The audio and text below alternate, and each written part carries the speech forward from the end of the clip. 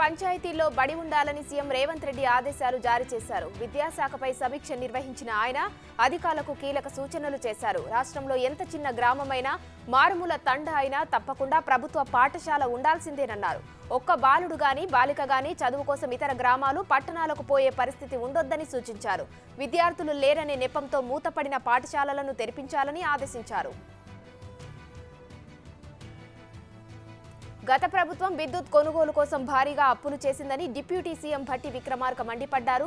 Bhadradri power plant పై సమీక్ష నిర్వహించారు. కేసీఆర్ ప్రభుత్వం ప్రతి శాఖను అప్పుల్లో ముంచిందని ఆరోపించారు. విద్యుత్ కొనుగోలు కింద 59,580 కోట్లు బకాయిలు ఉన్నాయని తెలిపారు. ప్రణాళికబద్ధంగా ముందు చూపుతో అడుగులు వేయాల్సిన అవసరం ఉందని మంత్రి తెలిపారు. ప్రైవేటు బస్సులకు దీటుగా స్లీపర్ బస్సులను ఏర్పాటు చేస్తున్నట్లు మంత్రి పొన్నం ప్రభాకర్ తెలిపారు. జూన్లోగా 1,050 బస్సులు ప్రజలకు అందుబాటులో తీసుకొస్తున్నట్లు తెలిపారు. కాలుష్య నివారణకు 1000 ఎలక్ట్రిక్ బస్సులను అందించనున్నట్లు తెలిపారు. ఆర్టీసీ కార్మికులను రక్షించే బాధ్యత ప్రభుత్వానిదేనని అన్నారు. ప్రజలు కూడా ఆర్టీసీకి సహకరించాలని కోరారు. ఉచిత బస్సు సదుపాయం వల్ల ఎవరైనా ఇబ్బందులు పడితే వారికి ప్రత్యామ్నాయ ఏర్పాట్లు చేస్తామని మంత్రి పొన్నం స్పష్టం చేస్తారు. హైదరాబాద్ మహానగరంలో నుమాయిష్ ఎగ్జిబిషన్ ప్రతిష్టాత్మకంగా ప్రారంభం కానుంది. జనవరి 1న ముఖ్యమంత్రి రేవంత్ రెడ్డి నాంపల్లి ఎగ్జిబిషన్ ప్రారంభిస్తారని మంత్రి శ్రీధర్ బాబు తెలిపారు. ఈసారి ఎలాంటి ఇబ్బందులు తలెత్తకుండా అన్ని ఏర్పాట్లు చేసినట్లు మంత్రి వివరించారు. మహాలక్ష్మి పథకంతో ఉచిత బస్సు ఉండడంతో మహిళలు పెద్ద సంఖ్యలో వచ్చే అవకాశం ఉందన్నారు. నాంపల్లి ఎగ్జిబిషన్ అధ్యక్షుడు మంత్రి దుద్దెళ్ల శ్రీధర్ బాబు. తెలంగాణ ప్రభుత్వం మరో సంచలన నిర్ణయం తీసుకుంది. కొడంగల్ ఏరియా డెవలప్మెంట్ అథారిటీని ఏర్పాటు చేస్తూ సీఎం రేవంత్ రెడ్డి సర్కార్ జీవో విడుదల చేసింది. వికారాబాద్, నారాయణపేట్ జిల్లాలలో విస్తరించిన కొడంగల్ అభివృద్ధి కోసమే దీనిని ఏర్పాటు చేసింది రేవంత్ సర్కార్. దీనికి చైర్మన్ గా వికారాబాద్ జిల్లా కలెక్టర్ ఉండనున్నారు. కొడంగల్ నియోజకవర్గ అభివృద్ధి కోసం ఓ మాస్టర్ ప్లాన్ రూపొందించి దానిని అమలు చేయనున్నారు. రైతు భరోసా, పెన్షన్ల పంపిణీ విషయంలో ఎవరూ అపోహాలు పెట్టుకోవద్దన్నారు సీఎం రేవంత్ రెడ్డి. పాత లబ్ధిదారులందరికీ యథాతథంగా డబ్బులు వస్తాయని, కొత్తగా లబ్ధి పొందాలనుకునే వారే ప్రజాపాలన దరఖాస్తు ఇవ్వాలని ఆయన సూచించారు. ప్రజాపాలన దరఖాస్తుల అమ్మకంపై సీరియస్ అయిన సీఎం దరఖాస్తులు అమ్మే వారిపై కఠిన చర్యలు తీసుకుంటామన్నారు. అవసరమైనన్ని దరఖాస్తులు అందుబాటులో ఉంచాలని ఆయన అధికారులను ఆదేశించారు. గిగ్ వర్కర్లకు 5 లక్షల బీమా కల్పిస్తూ తెలంగాణ ప్రభుత్వం జీవో జారీ చేసింది. ఇటీవల గిగ్ వర్కర్లతో భేటీ అయిన సీఎం రేవంత్ రెడ్డి వారి సమస్యలను అడిగి తెలుసుకున్నారు. అన్ని రకాలుగా అండగా ఉంటామని అప్పుడు హామీ ఇచ్చారు. ఇచ్చిన మాట ప్రకారమే బీమా సదుపాయం కల్పిస్తున్నారు. ప్రజాపాలన గ్రామ సభల్లో గిగ్ వర్కర్లు కూడా దరఖాస్తులు ఇవ్వాలని సూచించారు. సీఎం ప్రకటనపై గిగ్ వర్కర్లు ఆనందం వ్యక్తం చేస్తున్నారు. విధి నిర్వహణలో ప్రమాదవశాత్తు మరణించిన స్విగ్గీ డెలివరీ బాయ్ కుటుంబానికి సీఎం రేవంత్ రెడ్డి 2 లక్షల రూపాయల ఆర్థిక సాయం అందించారు. ఇచ్చిన మాట ప్రకారం కేవలం వారం రోజుల్లోనే ఆ కుటుంబాన్ని ఆదుకున్నారు. ముఖ్యమంత్రి సహాయ నిధి నుంచి 2 లక్షల రూపాయల చెక్ను సచివాలయంలో బాధిత కుటుంబానికి అందజేశారు. 4 నెలల కిందట ప్రమాదవశాత్తు మరణించిన స్విగ్గీ డెలివరీ బాయ్ కుటుంబానికి ఆర్థిక సాయం చేశారు. అర్హులైన పేదలందరికీ అభయహస్తం సంక్షేమ ఫలాలు అందిస్తామని మంత్రి సీతక్క తెలిపారు. అందులో భాగంగానే ప్రజాపాలన నిర్వహిస్తున్నామని అన్నారు. ములుగు జిల్లా బండారుపల్లిలో ప్రజాపాలన కార్యక్రమాన్ని ప్రారంభించిన మంత్రి అభయహస్తం పథకం గురించి గ్రామస్తులకు వివరించారు. తొలిసారిగా బండారుపల్లికి విచ్చేసిన మంత్రికి గ్రామస్తులు, కాంగ్రెస్ కార్యకర్తలు ఘన స్వాగతం పలికారు. గవర్నర్ తమిళిసై ప్రత్యక్ష రాజకీయాల్లోకి వెళ్తారని వస్తున్న వార్తలను ఆమె ఖండించారు. అవన్నీ ప్రచారాలేనని, అలాంటి పుకార్లు నమ్మవద్దన్నారు. తాను పోటీ చేయడం కోసం ఢిల్లీకి వెళ్లడం కానీ, అక్కడ పార్టీ పెద్దలను కలవడం కానీ చేయనని తేల్చి చెప్పారు.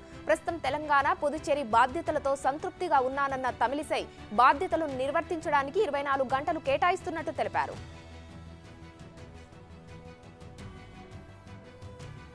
దేశంలో అప్పులు లేని రాష్ట్రాలు, విద్యుత్ సంస్థలు లేవని మాజీ మంత్రి బీఆర్ఎస్ ఎమ్మెల్యే జగదీష్ రెడ్డి అన్నారు. అన్ని రాష్ట్రాల్లోనే విద్యుత్ సంస్థలు అప్పులు నష్టాల్లోనే ఉన్నాయని పేర్కొన్నారు.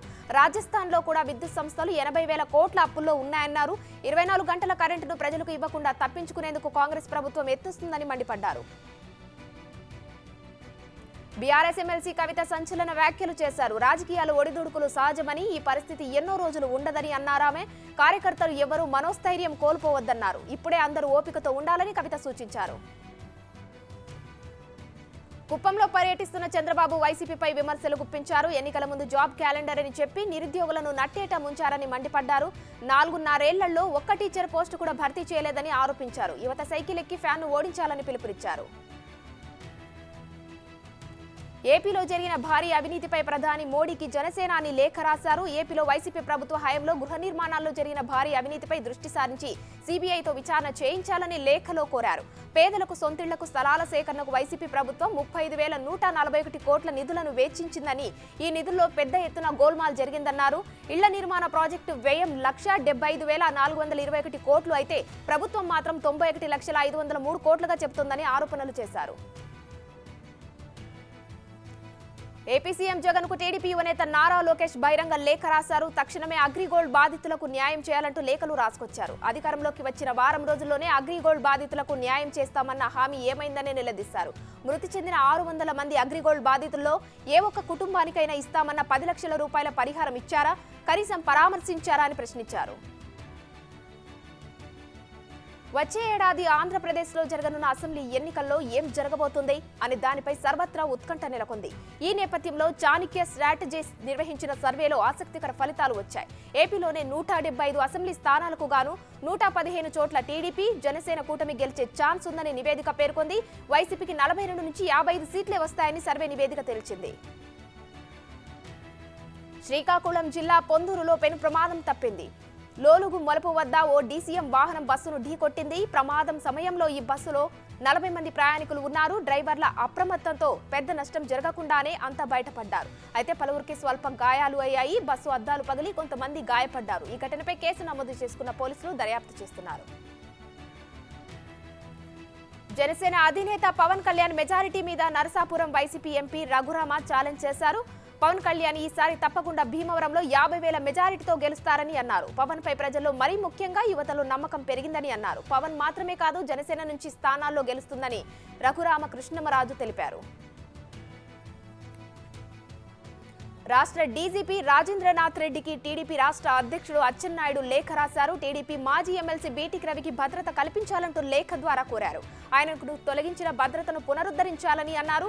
ఇటీవల జరిగిన గ్రాడ్యుయేట్ ఎమ్మెల్సీ ఎన్నికల్లో బీటికి రవి కాన్వాయ్పై కొందరు దాడి చేసినట్లు తెలిపారు. ఆయనకు ప్రాణహాని, ఆస్తి నష్టం జరిగితే ప్రభుత్వమే బాధ్యత వహించాలని లేఖలో తెలిపారు. టీడీపీ అధినేత చంద్రబాబు కుప్పం నియోజకవర్గ పర్యటనపై మంత్రి అంబటి రాంబాబు విమర్శలు గుప్పించారు. ఓటమి భయంతోనే చంద్రబాబుకు కుప్పంపై ప్రేమ పుట్టిందని ట్వీట్ చేశారు. చంద్రబాబు కుప్పంలో పర్యటిస్తున్న వీడియోను షేర్ చేసి దానిపై ఇలా రాసుకొచ్చారు. సీఎం జగన్ పై మాజీ మంత్రి గంటా శ్రీనివాసరావు విమర్శలు ఎక్కుపెట్టారు. రాష్ట్రంలో ఎక్కడ చూసినా వైసీపీలో జరుగుతున్న పరిణామాల గురించే మాట్లాడుకుంటున్నారని గంటా అన్నారు. చివరకు పార్టీలో నాయకులు సైతం వైసీపీ విధి విధానాలు నచ్చక బయటకు వచ్చేస్తున్నారని ధ్వజమెత్తారు. ఒక్కసారి సీఎం జగన్ ను కలిసే అవకాశం కల్పించాలని వైసీపీ పెద్దలను డొక్కా మాణిక్యవరప్రసాద్ కోరారు. గుంటూరు జిల్లా తాడికొండలో జరిగిన బస్సు యాత్ర సభలో ఆయన ఈ కామెంట్స్ చేశారు. సీఎం జగన్ ఏది చెబితే అదే జరుగుతుందని, అందరూ ఆమోదించాల్సిందేనని డొక్కా అన్నారు. 7 ఏళ్ల నుంచి ఒక్క రూపాయి కూడా తీసుకోకుండా పనిచేశానని, తాను అవినీతికి పాల్పడ్డానని, లంచం తీసుకున్నానని నిరూపిస్తే రాజకీయాల నుంచి తప్పుకుంటానని ఎమ్మెల్సీ వంశీకృష్ణ యాదవ్ సవాలు చేశారు. తనపై విమర్శలు చేస్తున్న వారు జగన్ జైల్లో ఉన్నప్పుడు పార్టీ జెండా మోసింది ఎవరో తెలుసుకోవాలని కౌంటర్ ఇచ్చారు. ఏపీ కాంగ్రెస్ పార్టీలో వైఎస్ షర్మిల చేరుతుందనే సమాచారం తమకు ఉందని ఏపీసీసీ అధ్యక్షుడు గిడుగు రుద్రరాజు తెలిపారు. ఆమెతో పాటు పార్టీలో చేరే వారి వివరాలు త్వరలో తెలుస్తాయని ఆయన అన్నారు. అంతేకాదు ఇతర పార్టీల నేతలు కూడా తమతో టచ్ లో ఉన్నారని తెలిపారు. ప్రతిష్టాత్మకంగా రూపుదిద్దుకుంటున్న అయోధ్యలో ప్రధాని మోడీ పర్యటించారు. ఈ సందర్భంగా అయోధ్యలో ఆధునిక హంగులు, రామమందిర చిత్రాలతో పునరుద్ధరించిన అయోధ్య రైల్వే స్టేషన్ ను ప్రారంభించారు. అనంతరం ప్రధాని మోదీ 2 అమృత్ భారత్, 6 వందే భారత్ రైళ్లకు పచ్చజెండా ఊపి ప్రారంభించారు. అయోధ్యలో దివ్యమైన రామ మందిర నిర్మాణం ప్రారంభోత్సవానికి ముస్తాబవుతోంది. గర్భగుడిలో ప్రతిష్ఠించేందుకు శ్రీరామ జన్మభూమి తీర్థక్షేత్ర ట్రస్ట్ మొత్తం 3 విగ్రహాలను తయారు చేయించింది. వాటిలో నుంచి ఒక విగ్రహాన్ని ఎంపిక చేశారు ట్రస్ట్ సభ్యులు. 3 విగ్రహాల్లో ఒకదానిని ఏకగ్రీవంగా ఎన్నుకున్నట్టు తెలిపారు ట్రస్ట్ సభ్యులు. రాముడు కేవలం హిందువులకే కాదు, ప్రపంచం మొత్తానికి చెందినవాడని national conference chief Farooq Abdullah అన్నారు. అంతేకాదు రాముడిని ఆయన పొగడ్తలతో ముంచేశారు. సోదర భావం, ప్రేమ, ఐక్యత, ఒకరికొకరు సహాయం చేసుకునే సందేశాన్ని శ్రీరాముడు ఇచ్చారని ఫరూక్ అబ్దుల్లా గుర్తు చేశారు. రాజకీయాల్లో రేవంత్ రెడ్డి సింహం అంటూ ప్రశంసలతో ముంచెత్తారు. ఎన్సీపీ అధినేత శరద్ పవార్ కుమార్తె బారామతి ఎంపీ సుప్రియా సూలే కేసీఆర్ ప్రభుత్వం ఆయన్ను జైల్లో పెట్టిందని గుర్తు చేశారు ఆమె. జైలు నుంచి వచ్చారు, కొట్లాడారు, సీఎం అయ్యారంటూ రేవంత్ రెడ్డి పోరాట పటిమను తన పార్టీ కార్యకర్తలకు గుర్తు చేశారు. ఎన్సీపీ కూడా అధికారంలోకి రావాలంటే రేవంత్ రెడ్డిని స్ఫూర్తిగా తీసుకోవాలని సుప్రియా సూలే సూచించారు. న్యూ ఇయర్ వేడుకల్లో డ్రగ్స్ నియంత్రణపై ఫోకస్ పెట్టింది తెలంగాణ పోలీసు యంత్రాంగం. ఇందులో భాగంగానే రోడ్డుపైనే డ్రగ్స్ టెస్ట్ నిర్వహించేందుకు సన్నాహాలు చేస్తున్నారు. డ్రగ్స్ నియంత్రణలో భాగంగా టెస్టు నిర్వహించేందుకు అత్యాధునిక డ్రగ్ డిటెక్టర్లను కొనుగోలు చేసింది పోలీస్ శాఖ. న్యూ ఇయర్ వేడుకలకు హైదరాబాద్ నగరం అంతా సిద్ధమవుతోంది. కొత్త సంవత్సరానికి గ్రాండ్ వెల్కమ్ చెప్పేందుకు నగరవాసులు రెడీ అవుతున్నారు. నగరంలో ఈవెంట్స్ కి భారీ ఏర్పాట్లు జరుగుతున్నాయి. దాదాపు 100 ఈవెంట్స్ జరుగుతున్నాయని అంచనా వేస్తున్నారు. న్యూ ఇయర్ వేడుకల సందర్భంగా హైదరాబాద్ మెట్రో రైలు సర్వీసుల సమయం పెంచింది. ఇవాళ అర్ధరాత్రి 12:15 వరకు మెట్రో రైలు సర్వీసులు నడపనున్నట్లు ఆ సంస్థ ఎండీ తెలిపారు. చివరి రైలు 12:15 బయలుదేరి అర్ధరాత్రి 1 గంటకు గమ్యస్థానానికి చేరుతుందని తెలిపారు. మద్యం తాగి వచ్చిన దుర్భాషలాడిన చర్యలు ఉంటాయని వార్నింగ్ ఇచ్చారు. నూతన సంవత్సరం వేడుకల సందర్భంగా తిరుపతిలో యువకులు శృతి మించితే కఠిన చర్యలు తప్పవని ఆ జిల్లా ఎస్పీ పరమేశ్వర్ రెడ్డి హెచ్చరించారు. ముందు జాగ్రత్తగా రాత్రి 10 గంటలకే ఫ్లైఓవర్లను మూసివేయడమే కాకుండా అన్ని ముఖ్య కూడళ్లలో బందోబస్తు ఏర్పాటు చేశామని అన్నారు. మాజీ మంత్రి హరీష్ రావు మెట్రోలో ప్రయాణించారు. ఎల్బీ నగర్ నుంచి అసెంబ్లీ వరకు మెట్రోలో జర్నీ చేశారు. రవీంద్ర భారతిలో ఏటీఏ ఆధ్వర్యంలో జరిగిన ఓ కార్యక్రమానికి ఆయన హాజరయ్యారు. అయితే ట్రాఫిక్ ఎక్కువగా ఉండడంతో త్వరగా వెళ్లేందుకు మెట్రోలో ప్రయాణం చేశారు. ప్రయాణికులతో కాసేపు ముచ్చటించారు. కొమురవెల్లి జాతర ఏర్పాట్ల సమీక్షలో వివాదం రాజుకుంది. మంత్రి కొండా సురేఖ, ఎమ్మెల్యే పల్లా రాజేశ్వర్ రెడ్డి మధ్య వివాదం జరిగింది. కాంగ్రెస్ నేత కొమ్మూరి ప్రతాప్ రెడ్డిని స్టేజ్ పైకి మంత్రి పిలవడంతో మంత్రి సురేఖపై ఎమ్మెల్యే పల్లా ఫైర్ అయ్యారు. ఓడిపోయిన వారిని స్టేజ్ మీదకు ఎలా పిలుస్తారని మండిపడ్డారు పల్లా. సీఎం జగన్ మార్పులు చేర్పులతో విశాఖ జిల్లా గాజువాక వైసీపీ శిబిరంలో అలజడి నెలకొంది. నియోజకవర్గ మార్పులతో వైసీపీ కార్యకర్తల ముఖ్య సమావేశం రసాభాసగా సాగింది. వైవి సుబ్బారెడ్డిని ఘేరావు చేశారు.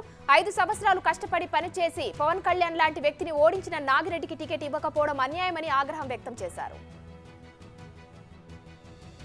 ఏపీ పరిరక్షణ సమితి అధ్యక్షుడు కొలికపూడి శ్రీనివాసరావును అరెస్టు చేసేందుకు ఏపీ సీఐడీ యత్నిస్తోంది. హైదరాబాద్లోని ఆయన నివాసానికి చేరుకున్న సీఐడీ అధికారులు ఆయన అందుబాటులో లేరని తెలుసుకుని నోటీసులు ఇచ్చారు.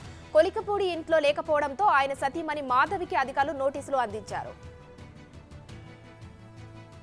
వివేకా కుమార్తె సునీత అల్లుడు రాజశేఖర్ రెడ్డికి పులివెందుల పోలీసులు నోటీసులు పంపించారు. ఇందులో భాగంగా అప్పటి సిబిఐ ఎస్పీ రామ్ సింగ్ కు నోటీసులు పోస్టు ద్వారా అందించారు. వివేకా హత్య కేసులో ఆయన పిఏ ఇచ్చిన వాంగ్మూలం ఆధారంగా ముగ్గురికి 41A నోటీసులను పంపారు. తెలంగాణలో 10వ తరగతి పరీక్షల షెడ్యూల్ వచ్చేసింది. షెడ్యూల్ను విద్యాశాఖ అధికారులు విడుదల చేశారు. మార్చి 18 నుంచి ఏప్రిల్ 2 వరకు పరీక్షలను నిర్వహిస్తున్నట్లు board of secondary education director తెలిపారు. పరీక్షలు ఉదయం 9 గంటల నుంచి మధ్యాహ్నం 12:30 వరకు జరుగుతాయని అధికారులు తెలిపారు. రాష్ట్రానికి చెందిన ప్రముఖ బ్యాడ్మింటన్ క్రీడాకారిణి పివి సింధు సీఎం రేవంత్ రెడ్డిని కలిశారు. సింధుతో పాటు ఆమె తల్లిదండ్రులు కూడా సీఎంతో భేటీ అయ్యారు. ఈ భేటీలో మంత్రి కోమటిరెడ్డి వెంకటరెడ్డి పాల్గొన్నారు. అటు స్టార్ హీరో నాగార్జున కూడా తన భార్య అమలతో కలిసి సీఎం రేవంత్ రెడ్డిని కలిశారు. నెల్లూరులో అంగన్వాడీల నిరసన ఉద్రిక్తతకు దారితీసింది. పోలీసులకి అంగన్వాడీలకు తీవ్ర వాగ్వాదం జరిగింది. ఈ క్రమంలో అంగన్వాడీలు పోలీసుల వాహనాలను అడ్డుకున్నారు. మరోవైపు అంగన్వాడీలను లాగి పడేశారు పోలీసులు. అంగన్వాడీ నేతలను అరెస్టు చేసే ప్రయత్నం చేశారు. పోలీసులతో పెనుగులాటలో పలువురు అంగన్వాడీలకు గాయాలయ్యాయి. హెచ్సీఏ అక్రమాలపై ఈడీ విచారణ నిర్వహించింది. 20 కోట్ల నిధుల గోల్మాల్పై ఈడీ దర్యాప్తు చేసింది. హెచ్సీఏ మాజీ అధ్యక్ష కార్యదర్శులను ఈడీ విచారించింది. మాజీ క్రికెటర్లు అర్షాద్ ఆయూబ్, శివలాల్ యాదవ్లను ఈడీ విచారించింది. హెచ్సీఏ మాజీ అధ్యక్షుడు ఎమ్మెల్యే వినోద్ కు నోటీసులు జారీ చేసింది ఈడీ. ప్రజల ప్రాణాలను సైతం లెక్క చేయకుండా నకిలీ ఔషధాలను విక్రయిస్తున్న ముఠాను పట్టుకున్నారు తెలంగాణ డ్రగ్స్ కంట్రోల్ అడ్మినిస్ట్రేట్ అధికారులు. ఉత్తరాఖండ్లోకి కాశీపూర్ నుంచి ట్రాక్ కొరియర్స్ వాహనంలోకి నకిలీ మందులు వచ్చినట్టు డీసీఏ గుర్తించింది. పటాన్చెరు మండలం చిన్న కంజర్, మహాత్మా జ్యోతిరావు పులే బాలుర పాఠశాలలలో పిల్లలతో వెట్టి చాకిరీ చేయిస్తున్న వైనం కెమెరాకు చిక్కింది. పర్మనల్ స్కిల్ డెవలప్మెంట్ పేరుతో తెల్లవారుజామునే పిల్లలతో వంట పనులు చేయించడమే కాకుండా వంట పాత్రలను శుభ్రం చేయిస్తున్నారు. హైదరాబాద్ లో కుటుంబం మిస్సింగ్ కలకలం రేపుతోంది. తల్లితో సహా ముగ్గురు చిన్నారులు అదృశ్యమయ్యారు. చిక్కడపల్లి పిఎస్ పరిధిలో ఈ ఘటన చోటు చేసుకుంది. ఈ నెల 6న ఇంటి నుంచి సునీత, ఆమె కూతుళ్లు చిత్ర, త్రిలోచన, కుమారుడు మౌనిష్ వెళ్లిపోయినట్టు భర్త కృష్ణ పోలీసులకు ఫిర్యాదు చేశాడు. అనంతపురం జిల్లా గుత్తిలో విద్యుద్ఘాతానికి గురై కార్మికుడు ప్రాణాలు కోల్పోయాడు. గుంతకల్ మండలం వైటీ చెరువు గ్రామానికి చెందిన హుస్సేన్ పారిశ్రామిక వాడలో ఇటుకల తయారీలో దినసరి కూలీగా పనిచేస్తున్నాడు. సిమెంట్ ఇటుకలు అచ్చు వేస్తుండగా ఆ యంత్రానికి విద్యుత్ సరఫరా కావడంతో షాక్కు గురయ్యాడు. ప్రతి చిన్న విషయంలోనూ కల్తీ అడుగడుగునా తాండవిస్తోంది. తినే తిండి ఎప్పుడో కల్తీ అయిపోయింది. సిద్దిపేట జిల్లా మెదక్లో కల్తీ పాలు తయారు చేస్తున్న వారిని పోలీసులు పట్టుకున్నారు. పెద్ద ఎత్తున పాల ట్యాంకులు, పౌడర్ ప్యాకెట్లు స్వాధీనం చేసుకున్నారు. బ్రాండెడ్ పాల కంపెనీల పేరుతో కల్తీ పాలను ప్రజలకు అమ్ముతున్నారు. కొమురవెల్లి మల్లికార్జున స్వామి నిజరూప దర్శనాన్ని నిలిపివేయనున్నారు. జనవరి 1 సోమవారం సాయంత్రం నుంచి నిలిపివేస్తున్నట్లు ఆలయ అధికారులు వెల్లడించారు. జనవరి 7 నుంచి కొమురవెల్లి మల్లికార్జున స్వామి వారి కళ్యాణంతో పాటు జాతర నిర్వహించనున్నారు. వరంగల్లో మళ్లీ కరోనా కలకలం రేగింది. ఎంజీఎంలో ముగ్గురు చిన్నారులకు కరోనా పాజిటివ్ గా నిర్ధారణ అయింది. పీడియాట్రిక్ కోవిడ్ వార్డులో ముగ్గురు చిన్నారులకు చికిత్స అందిస్తున్నారు వైద్యులు. ముగ్గురి ఆరోగ్యం నిలకడగా ఉన్నట్లు తెలిపారు.